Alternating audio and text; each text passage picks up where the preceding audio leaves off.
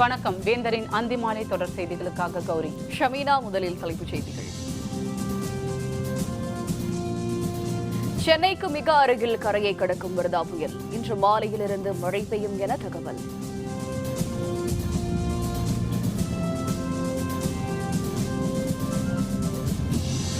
புயல் கரையை கடக்கும் போது 80 கிலோமீட்டர் வேகத்தில் காற்று வீசும். மீனவர்கள் கடலுக்கு செல்ல வேண்டாம் என எச்சரிக்கை.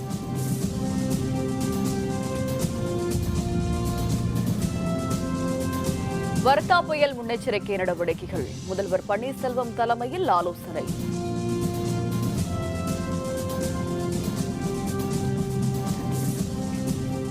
கருணாநிதியை சந்தித்தார் பொன் ராதாகிருஷ்ணன். உடல் நலன் பற்றி விசாரிப்பு. சென்னைக்கு மிக அருகில் வர்தா புயல் நாளை கரையை கடக்கும் என்பதால் இன்று மாலை முதல் வட தமிழகத்தில் கனமழை பெய்யும் என சென்னை வானிலை ஆய்வு மையம் தெரிவித்துள்ளது. சென்னையில் செய்தியாளருடன் பேசிய வானிலை மைய இயக்குநர் பாலச்சந்திரன், வங்கக்கடலில் உருவாகியுள்ள வர்தா புயல் சென்னைக்கு கிழக்கே 440 கிலோமீட்டர் தொலைவில் மையம் கொண்டுள்ளதாக தெரிவித்தார். ஆந்திர மாநிலம் நெல்லூர் மற்றும் சென்னை இடையே நாளை பிற்பகலில் கரையை கடக்கும் என்று அவர் கூறினார். இதன் காரணமாக இன்று மாலை முதல் சென்னை உள்ளிட்ட வட தமிழக மாவட்டங்களில் கனமழை பெய்யும் என்றும் தெரிவித்தார். புயல் கரையை கடக்கும் பொழுது 80 முதல் 90 கிலோமீட்டர் வேகத்தில் காற்று வீசக்கூடும் என்று அவர் கூறினார். இதன் காரணமாக மீனவர்கள் யாரும் மீன்பிடிக்க கடலுக்கு செல்ல வேண்டாம் எனவும் வானிலை மையம் எச்சரிக்கை விடுத்துள்ளது.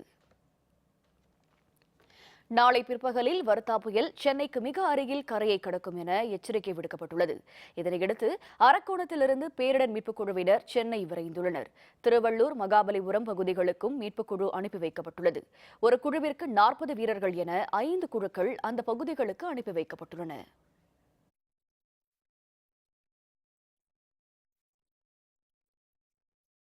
சென்னைக்கு மிக அருகே வர்தா புயல் நாளை பிற்பகலில் கரையை கடக்கும் என எச்சரிக்கை விடுக்கப்பட்டுள்ளது. இதன் காரணமாக சென்னையை அடுத்துள்ள எண்ணூர் துறைமுகத்தில் 10ஆம் எண் புயல் எச்சரிக்கை கூண்டு ஏற்றப்பட்டுள்ளது. சென்னை துறைமுகத்தில் தயார் நிலையில் ராணுவ கப்பல்கள் நிறுத்தப்பட்டுள்ளன. இதில் தேவையான உணவுப் பொருட்கள், மருந்துகள், ரப்பர் படகுகள், ஹெலிகாப்டர்கள் என அனைத்து வசதிகளும் மேற்கொள்ளப்பட்டுள்ளன. மக்களை பாதுகாப்பாக கப்பல் மூலம் அழைத்து செல்லவும் முன்னேற்பாடுகள் செய்யப்பட்டுள்ளன.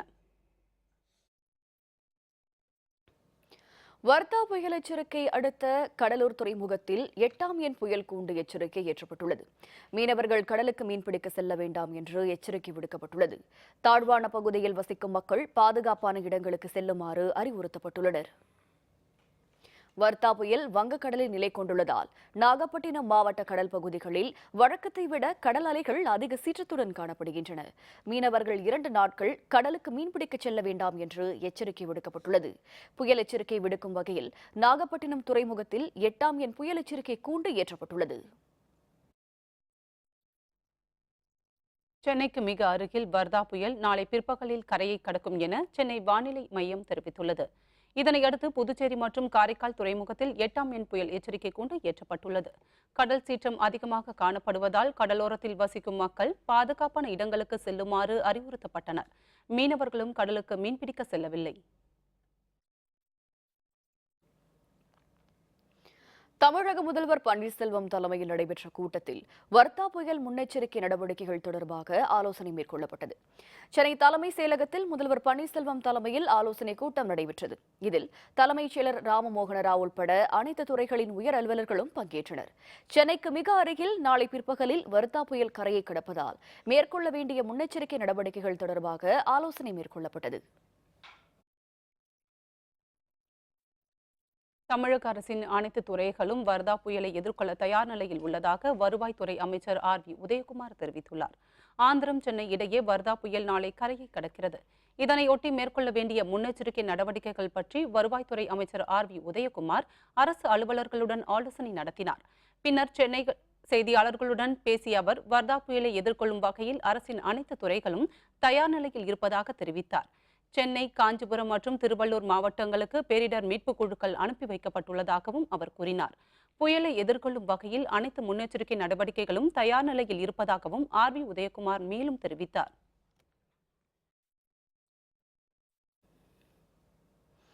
தமிழக தலைமை செயலர் தலைமையில் நடைபெற்ற கூட்டத்தில் வர்தா புயல் முன்னெச்சரிக்கை மற்றும் பாதுகாப்பு ஏற்பாடுகள் தொடர்பாக ஆலோசனை மேற்கொள்ளப்பட்டது.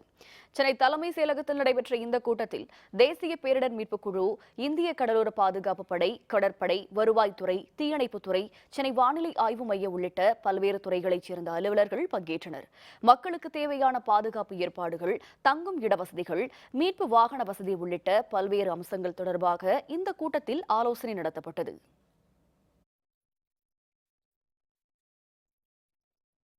வர்தா புயல் காரணமாக பாதுகாப்பு மற்றும் முன்னெச்சரிக்கை நடவடிக்கைகள் தொடர்பாக திருவள்ளூர் மாவட்ட ஆட்சியர் சுந்தரவல்லி உயர் அலுவலர்களுடன் ஆலோசனை நடத்தினார்.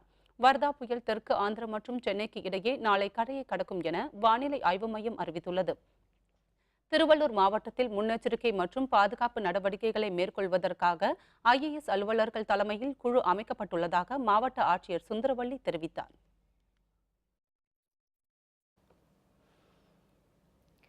சென்னையில் சசிகலாவுடன் தமிழக முதல்வர் பன்னீர்செல்வம், மக்களவை துணைத் தலைவர் தம்பிதுரை உள்ளிட்டோர் 3வது நாளாக இன்றும் ஆலோசனை நடத்தினர்.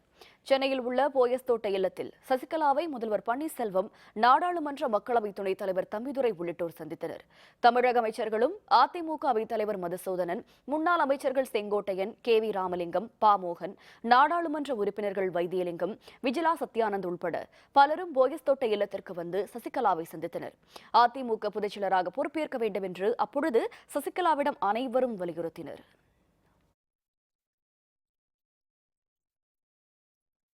திமுக தலைவர் கருணாநிதி மருத்துவ சிகிச்சை முடிந்து இல்லம் திரும்பியதை அடுத்து மத்திய இணையமைச்சர் பொன் ராதாகிருஷ்ணன் அவரை நேரில் சந்தித்து உடல்நலம் பற்றி கேட்டறிந்தார். சென்னை கோபாலபுரம் இல்லத்தில் கருணாநிதியை மத்திய இணையமைச்சர் பொன் ராதாகிருஷ்ணன், வானதி ஸ்ரீனிவாசன், இந்திய கம்யூனிஸ்ட் கட்சியின் மாநில செயலர் முத்தரசன், இந்திய கிரிக்கெட் வாரியத்தின் முன்னாள் தலைவர் ஸ்ரீனிவாசன் ஆகியோர் நேரில் சந்தித்தனர். அப்போது அவரது உடல்நலம் பற்றி அவர்கள் கேட்டறிந்தனர். இந்த சந்திப்பின் போது திமுக பொருளாளர் MK ஸ்டாலின் உடனிருந்தார். பின்னர் செய்தியாளர்களுடன் பேசிய பொன் ராதாகிருஷ்ணன், கொள்கை மாறுபாடு இருந்தாலும் மூத்த அரசியல் தலைவர் என்ற முறையில் கருணாநிதியிடம் உடல்நலம் பற்றி விசாரித்ததாக தெரிவித்தார். இந்த சந்திப்பின் போது அரசியல் பற்றி எதுவும் பேசவில்லை எனவும் பொன் ராதாகிருஷ்ணன் கூறினார்.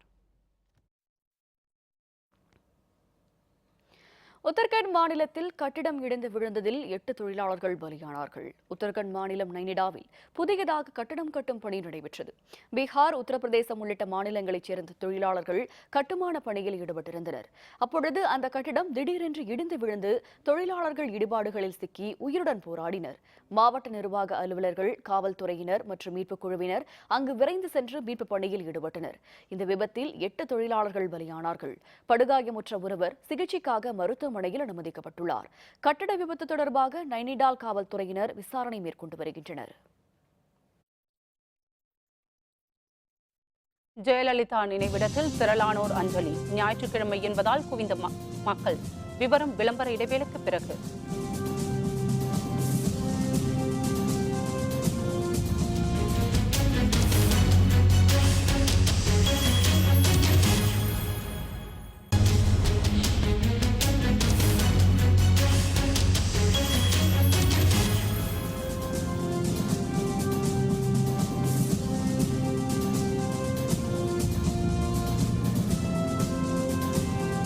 செய்திகள் தொடர்கின்றன. தமிழகத்தில் சட்டம் ஒழுங்கை காக்க நடவடிக்கை எடுக்க வேண்டும் என காங்கிரஸ் கட்சியின் தமிழக தலைவர் திருநாவுக்கரசர் தெரிவித்துள்ளார். மகாகவி பாரதியார் பிறந்த நாளை ஒட்டி காங்கிரஸ் கட்சியின் தலைமையகமான சத்தியமூர்த்தி பவனில் பாரதியார் பிறந்தநாள் விழா கொண்டாடப்பட்டது. காங்கிரஸ் கட்சியின் மூத்த தலைவர் குமரி ஆனந்தன், மாநில தலைவர் திருநாவுக்கரசர் உள்ளிட்டோர் பாரதியார் திருவுருவப் படத்திற்கு மலர் தூவி அஞ்சலி செலுத்தினர். 100க்கும் அதிகமான முன்னாள் ராணுவ வீரர்கள் தங்கள் குடும்பத்துடன் காங்கிரஸ் கட்சியில் இணைந்தனர். இதனைத் தொடர்ந்து செய்தியாளர்களுடன் பேசிய திருநாவுக்கரசர் புதிய முதல்வராக பதவியேற்ற பன்னீர்செல்வத்திற்கு வாழ்த்து தெரிவித்தார். தமிழகத்தின் சட்டம் ஒழுங்கை காக்கும் வகையில் நடவடிக்கைகள் மேற்கொள்ள வேண்டும் என அப்போது அவர் மேலும் தெரிவித்தார். தொழிலதிபர் சேகர் ரெட்டி மற்றும் அவரது நண்பர்களின் வீடுகளில் நடைபெற்ற சோதனைகள் முடிவடைந்த நிலையில் அவரிடம் வருமான வரி, அமலாக்கத்துறை மற்றும் CBI அலுவலர்கள் விசாரணை நடத்தி வருகின்றனர். தமிழகத்தில் மணல் விற்பனையில் ஈடுபட்டு வந்த தொழிலதிபர் சேகர் ரெட்டி பல 100 கோடி ரூபாய்க்கு கருப்பு பணம் வைத்திருப்பதாக வருமான வரித்துறைக்கு தகவல் கிடைத்தது. இதனையடுத்து சென்னை தியாகராய நகர் யோகாம்பாள் சாலையில் உள்ள சேகர் ரெட்டியின் வீடு, அவரது சகோதரர் ஸ்ரீனிவாச ரெட்டி, நண்பர் பிரேம் ரெட்டி ஆகியோரின் வீடுகளில் கடந்த 8ஆம் தேதி முதல் 4 நாட்கள் வருமான வரித்துறையினர் மேற்கொண்ட சோதனை இன்று காலை 5 மணிக்கு முடிவடைந்தது. சோதனையில் 140 கோடி ரூபாய் ரொக்கம், 170 கிலோ தங்கம் மற்றும் ஆவணங்கள் பறிமுதல் செய்யப்பட்டன.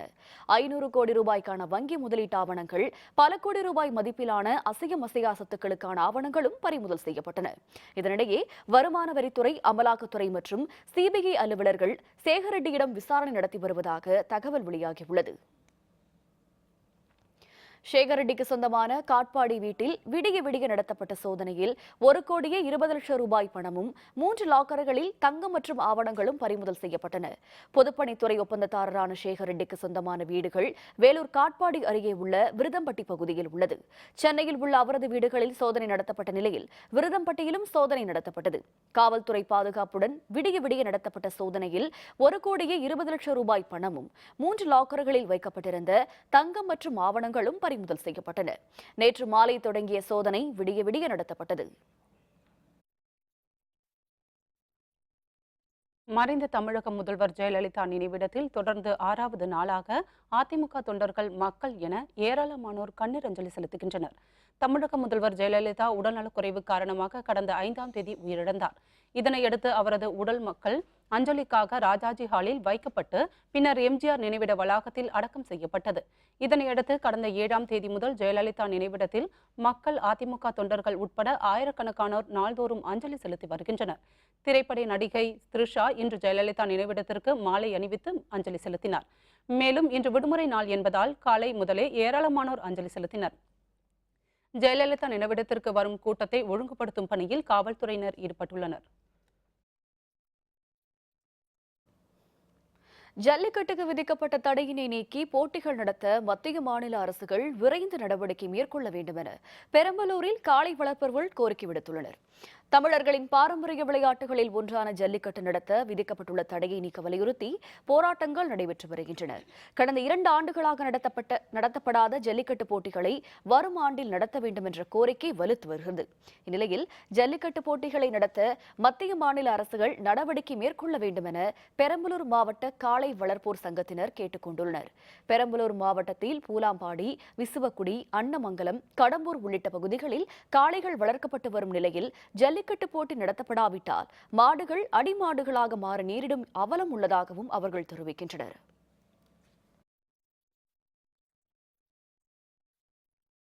சிவகங்கையில் தடையை மீறி மஞ்சுவிரட்டு போட்டி நடைபெற உள்ளதாக கிடைத்த தகவலை அடுத்து காவல்துறையினர் குவிக்கப்பட்டனர். இது தொடர்பாக 2 கைது செய்யப்பட்டனர். சிவகங்கை மாவட்டம் திருப்பத்தூர் அருகே உள்ள பட்டமங்கலம் கிராமத்தில் கோவில் திருவிழாவையொட்டி மஞ்சுவிரட்டு போட்டி நடத்தப்பட உள்ளதாக வாட்ஸ்அப்பில் தகவல் பரவியது. இதனையடுத்து அந்த கிராமத்தில் காவல்துறையினர் குவிக்கப்பட்டனர். இந்நிலையில் சந்தேகத்திற்கிடமான வகையில் மாடுகளுடன் வந்த ஏரியூரை சேர்ந்த 2வரை காவல்துறையினர் கைது செய்து விசாரித்து வருகின்றனர்.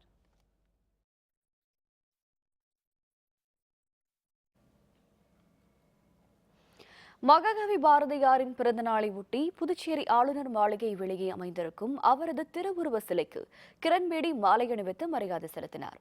புதுச்சேரி ஆளுநர் மாளிகை அருகே உள்ள பாரதியாரின் திருவுருவச் சிலைக்கு துணைநிலை ஆளுநர் கிரண்பேடி மாலை அணிவித்து மரியாதை செலுத்தினார். அதனைத் தொடர்ந்து அரசு சார்பில் அமைச்சர்கள் மரியாதை செலுத்தினார்கள். இவ்விழாவில் பல்வேறு தமிழ் அமைப்புகளைச் சேர்ந்தவர்களும் கலந்து கொண்டு மரியாதை செலுத்தினர்.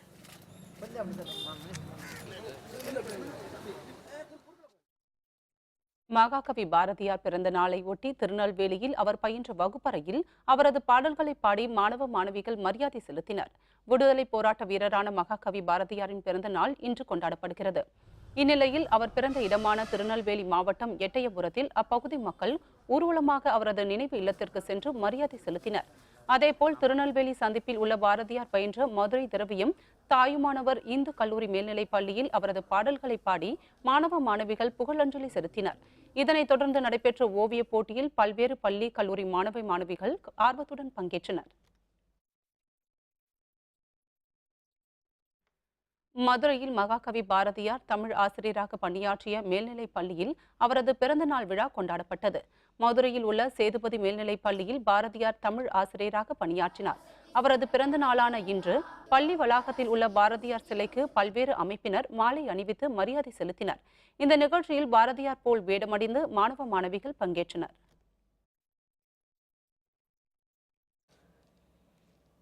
மகாகவி பாரதியார் பிறந்த எட்டயபுரத்தில் திரளான மாணவ மாணவிகள் அவரை போல் வேடமணிந்து ஊர்வலமாக சென்று மரியாதை செலுத்தினர். தூத்துக்குடி மாவட்டம் கோவில்பட்டி அடுத்த எட்டயபுரத்தில் மகாகவி பாரதியார் பிறந்தார். இன்று அவரது பிறந்த நாளை அங்கு சிறப்பாக கொண்டாடப்பட்டது. நூற்றுக்கணக்கான மாணவ மாணவிகள் பாரதியார் போல் வேடமணிந்து அவரது பாடல்களை பாடியவாறு ஊர்வலமாக சென்றனர். பின்னர் பாரதியார் பிறந்த இல்லத்தில் உள்ள அவரது சிலைக்கு மரியாதை செலுத்தப்பட்டது. அரசியல் கட்சியினர், எழுத்தாளர்கள் உள்ளிட்ட பலரும் பாரதியார் சிலைக்கு மாலை அணிவித்தனர்.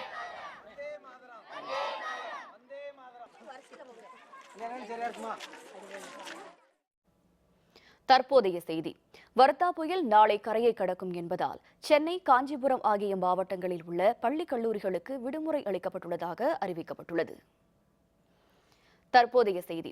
வர்தா புயல் நாளை கரையை கடக்கும் என்பதால் சென்னை, காஞ்சிபுரம் ஆகிய மாவட்டங்களில் உள்ள பள்ளி கல்லூரிகளுக்கு விடுமுறை அளிக்கப்பட்டுள்ளதாக அறிவிக்கப்பட்டுள்ளது.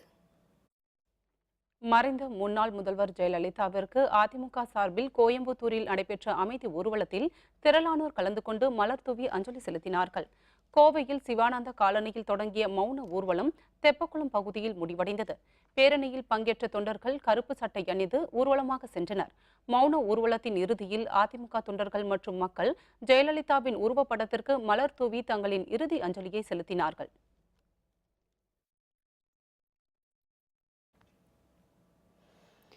மறைந்த முன்னாள் முதல்வர் ஜெயலலிதாவுக்கு நாகப்பட்டினத்தை அடுத்த கீழ்வேலூரில் ஆயிரக்கணக்கான தொண்டர்கள் ஊர்வலமாக சென்று அஞ்சலி செலுத்தினார்கள்.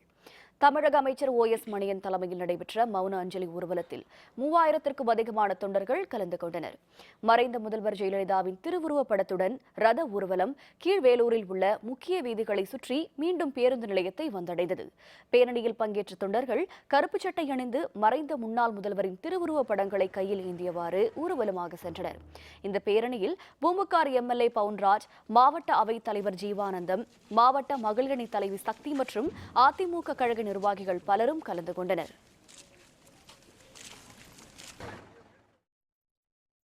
சேலம் அருகே கொண்டாலம்பட்டியில் பழைய பிளாஸ்டிக் கிடங்கில் நேரிட்ட தீ விபத்தில் பல லட்சம் ரூபாய் மதிப்புள்ள பொருட்கள் சேதமடைந்தன. கொண்டாலம்பட்டி பகுதியில் அருணாச்சலம் என்பவருக்கு சொந்தமான பழைய பிளாஸ்டிக் பொருட்கள் கிடங்கு உள்ளது. நூற்றுக்கணக்கான பழைய பிளாஸ்டிக் கேன்கள் அடுக்கி வைக்கப்பட்டிருந்த இந்த கிடங்கில் இன்று காலை திடீரென தீ விபத்து ஏற்பட்டது. இந்த கேன்களில் ரசாயனம் மற்றும் எண்ணெய்கள் இருந்ததால் தீ கொழுந்துவிட்டு எரிந்ததால் அந்த பகுதியில் கரும்புகை சூழ்ந்தது. சம்பவ இடத்திற்கு வந்த தீயணைப்பு துறையினர் 1 மணி நேர போராட்டத்திற்கு பிறகு தீயை கட்டுக்குள் கொண்டு வந்தனர். தீ விபத்து பற்றி அன்னதானப்பட்டி காவல்துறையினர் விசாரணை மேற்கொண்டனர்.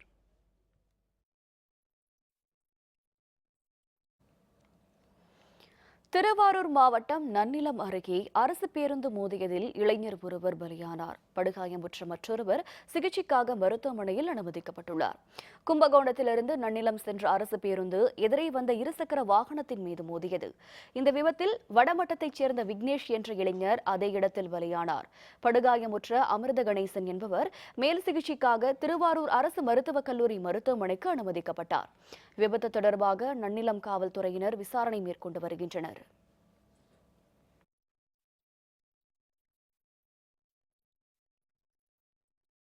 ஈரோடு அருகே பெரிய சேமூர் பகுதியில் வனவிலங்குகள் சுற்றித் திரிவதால் வனத்துறையினர் உரிய பாதுகாப்பு அளிக்க வேண்டும் என மக்கள் கோரிக்கை விடுத்துள்ளனர். பெரிய சேமூர் பகுதியில் கடந்த சில நாட்களுக்கு முன்பு வனவிலங்குகள் தாக்கியதில் 50க்கும் மேற்பட்ட நாட்டுக்கோழிகள் உயிரிழந்தன. நேற்று இரவு இந்த பகுதியில் கரடி ஒன்று சுற்றித் திரிந்ததாகவும் கால்நடைகளை பாதுகாக்கும் வகையில் உரிய நடவடிக்கை எடுக்க வேண்டும் என வனத்துறையினரிடம் மக்கள் கோரிக்கை விடுத்துள்ளனர். இதனையடுத்து ஈரோடு வனச்சரக அலுவலர் தலைமையில் வனத்துறை அலுவலர்கள் சம்பவ இடத்திற்கு விரைந்து சென்று விசாரணை மேற்கொண்டனர். இந்த பகுதியில் ஆபத்தை விளைவிக்கும் வனவிலங்குகள் நடமாட்டம் இல்லை என்றும் பொதுமக்கள் அச்சப்பட தேவையில்லை என்றும் கூறினார். இதனையடுத்து மக்கள் சற்று நிம்மதி அடைந்தனர். கிராமப்புற மாணவர்களை பாதிக்காதவாறு பொது மருத்துவ நுழைவுத் தேர்வை அமல்படுத்த வேண்டும் என தமிழ் மாநில காங்கிரஸ் கட்சியின் தலைவரான GK வாசன் தெரிவித்துள்ளார். சென்னை விமான நிலையத்தில் செய்தியாளர்களுடன் பேசிய GK வாசன், பொது மருத்துவ நுழைவுத் தேர்வை கிராமப்புற மாணவர்களை பாதிக்காதவாறு அமல்படுத்த வேண்டும் என தெரிவித்தார். போக்குவரத்து நெரிசலுக்கு தீர்வு காணும் வகையில் மதுரவாயல் முதல் துறைமுகம் வரையிலான பறக்கும் சாலை திட்டத்தை மத்திய மாநில அரசுகள் விரைந்து செயல்படுத்த வேண்டும் என தெரிவித்தார். மேலும் மறைந்த முதல்வர் ஜெயலலிதா வீட்டை அவரது நினைவில்லமாக மாற்ற நடவடிக்கை எடுக்க வேண்டும் என்று GK வாசன் கேட்டுக்கொண்டார். நீலகிரி மாவட்டம் உதகையில் பணியாற்றும் வேட்டை தடுப்பு காவலர்களுக்கு அடிப்படை வசதிகள் செய்து தர வேண்டும் என்று சமூக ஆர்வலர்கள் கோரிக்கை விடுத்துள்ளனர்.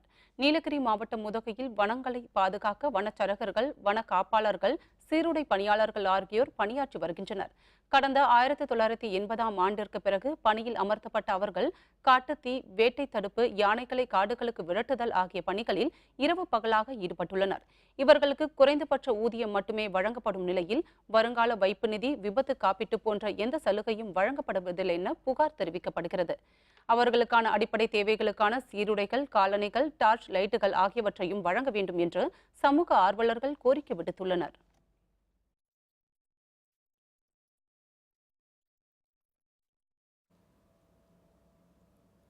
சிவகங்கை மாவட்டம் அருகே மானாமதுரையில் மண்பாண்ட தொழிலாளர்கள் கார்த்திகை தீப விளக்குகளை தயாரிக்கும் பணியில் முனைப்புடன் ஈடுபட்டு வருகின்றனர். மானாமதுரையில் குயவர் தெருவில் 100க்கும் அதிகமான மண்பாண்ட தொழிலாளர்கள் குடிசை தொழிலாக மண்பாண்ட பொருட்களை தயாரிக்கும் பணியில் ஈடுபட்டு வருகின்றனர். பொங்கலுக்கு பானை, கோடைக்காலத்தில் மஞ்சாடி, சதுர்த்திக்கு விநாயகர் சிலை என விழா காலங்களுக்கு ஏற்ப மண்பாண்ட பொருட்களை உற்பத்தி செய்து வருகின்றனர். கார்த்திகை தீப திருநாளுக்காக கடந்த 1 மாத காலமாக மண் விளக்குகளான 5 முக விளக்கு, மாட விளக்கு, குபேர விளக்கு உள்ளிட்ட ஏராளமான வகைகளில் தயாரித்து வருகின்றனர். இங்கு தயாரிக்கப்படும் விளக்குகள் சிவகங்கை மட்டுமல்லாமல் பல்வேறு மாவட்டங்களில் இருந்து வணிகர்கள் வாங்கி செல்வதால் விற்பனை அதிகரித்துள்ளதாக மண்பாண்ட தொழிலில் ஈடுபட்டுள்ளவர்கள் தெரிவித்துள்ளனர். கார்த்திகை மாதம் முழுவதும் வீடுகளின் முன்பாக விளக்கேற்றி வழிபடுவதால் இரவு பகலாக மண் விளக்கு தயாரிக்கும் பணியில் ஏராளமானோர் ஈடுபட்டுள்ளனர்.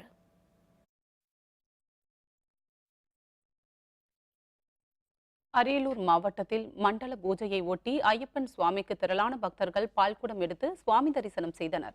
அரியலூர் மாவட்டத்தில் ஐயப்ப சேவா சங்கத்தினர் சார்பில் ஐயப்பன் சுவாமிக்கு மண்டல பூஜைகள் நடைபெற்றன. அரியலூர் செட்டியேரி கரையில் இருந்து ஐயப்ப பக்தர்கள் மேலதாளங்கள் முழங்க பால்குடம் எடுத்து ஊர்வலமாக வந்தனர்.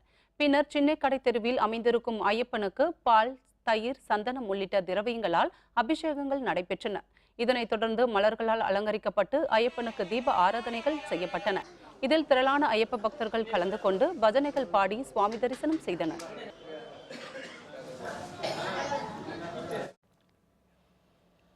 தற்போதைய செய்தி. சென்னைக்கு அருகே 330 கிலோமீட்டர் தொலைவில் மையம் கொண்டுள்ள வர்தா புயல் நாளை பிற்பகலில் கரையை கடக்கிறது. இதனால் சென்னை, காஞ்சிபுரம் ஆகிய மாவட்டங்களில் உள்ள பள்ளி கல்லூரிகளுக்கு நாளை விடுமுறை அறிவிக்கப்பட்டுள்ளது. நாளை டிசம்பர் மாதம் 12ஆம் தேதி பிற்பகலில் தெற்கு ஆந்திரா, வடக்கு தமிழகத்தின் கடலோர பகுதியில் சென்னைக்கு அருகே கரையை கடக்கக்கூடும். இதன் காரணமாக வட தமிழக பகுதிகளில் இன்று இரவு முதல் மழை பெய்ய துவங்கும். படிப்படியாக மழையின் அளவு அதிகரித்து நாளை சென்னை, காஞ்சிபுரம், திருவள்ளூர் ஆகிய மாவட்டங்களில் ஒரு சில இடங்களில் கன மற்றும் மிக கனத்த மழையும், ஓரிரு இடங்களில் மிகவும் கனத்த மழையும் பெய்யக்கூடும். டெஸ்ட் போட்டியில் தடுமாறும் இங்கிலாந்து, வெற்றி பெறும் முனைப்பில் இந்திய அணி. விவரம் விளம்பர இடைவேளைக்கு பிறகு.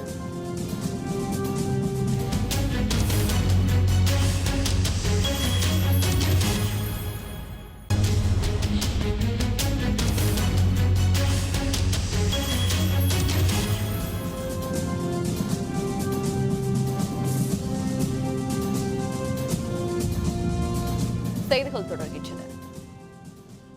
இந்தியாவுக்கு எதிரான 4வது டெஸ்ட் போட்டியின் 2வது இன்னிங்ஸில் இங்கிலாந்து அணி 6 விக்கெட் இழப்பிற்கு 182 ரன்கள் மட்டுமே எடுத்து தடுமாறி வருகிறது. இந்தியா இங்கிலாந்து அணிகள் மோதும் 4வது டெஸ்ட் கிரிக்கெட் போட்டி மும்பையில் உள்ள வான்கடே திடலில் நடைபெற்று வருகிறது. இதில் டாஸ் வென்ற இங்கிலாந்து அணி முதலில் பேட்டிங் செய்த நிலையில் 400 ரன்களுக்கு ஆட்டமிழந்தது. முதல் இன்னிங்ஸை விளையாடிய இந்திய அணி நேற்றைய ஆட்ட நேர முடிவில் 7 விக்கெட்டுகள் இழப்பிற்கு 451 ரன்களை எடுத்திருந்தது. இன்று தொடர்ந்து விளையாடிய இந்தியா சிறப்பான ஆட்டத்தை வெளிப்படுத்திய நிலையில் 631 ரன்கள் குவித்து ஆட்டமிழந்தது. இந்திய கேப்டன் விராட் கோலி அதிரடியாக விளையாடி இரட்டை சதமும், ஜெயந்த் யாதவ் சதமும் அடித்தனர். ஒரே ஆண்டில் 3 முறை இரட்டை சதம் அடித்த வீரர் என்ற பெருமையை விராட் கோலி பெற்றார். இதற்கு முன்னதாக இதே ஆண்டில் மேற்கிந்திய தீவுகள் மற்றும் நியூசிலாந்து அணிகளுக்கு எதிராக விராட் கோலி இரட்டை சதங்களை அடித்துள்ளார். முதல் இன்னிங்ஸில் இந்திய அணி 231 ரன்கள் முன்னிலை பெற்றுள்ள நிலையில் இங்கிலாந்து அணி தனது 2வது இன்னிங்ஸை தொடங்கியது. 4ஆம் நாள் ஆட்ட முடிவில் இங்கிலாந்து அணி 6 விக்கெட்டுகள் இழப்பிற்கு 182 ரன்கள் மட்டுமே எடுத்தது. இந்திய அணியின் முதல் இன்னிங்ஸை விட 49 ரன்கள் பின்தங்கிய இங்கிலாந்து அணி தடுமாறி வருகிறது. மீண்டும் தலைப்புச் செய்திகள். சென்னைக்கு மிக அருகில் கரையை கடக்கும் வர்தா புயல். இன்று மாலையிலிருந்து மழை பெய்யும் என தகவல்.